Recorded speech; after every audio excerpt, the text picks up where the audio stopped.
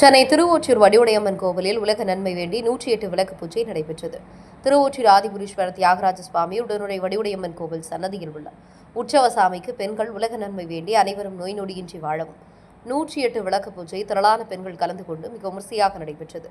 திருவொற்றியூர் அரசு பள்ளி பழைய மாணவர்கள் இணைந்து நடத்தும் 40ஆம் ஆண்டு விளக்கு பூஜையில் லலிதா சஹஸ்ரநாமம் 1008 மந்திரங்கள் முழங்க ஓம் சக்தி பராசக்தி வடிவுடை நாயகி என்று உச்சரித்து வழிபட்டனர்.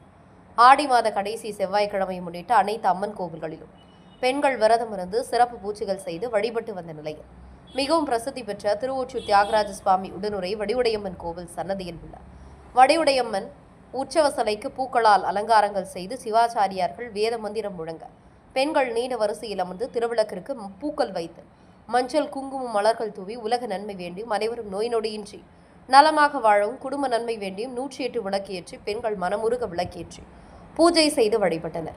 பின்னர் உற்சவ சுவாமிக்கு தூப தீப ஆராதனைகள் செய்து வழிபட்டனர். விளக்கு பூஜையில் கலந்து கொண்ட அனைவருக்கும் பிரசாதம் வழங்கப்பட்டது.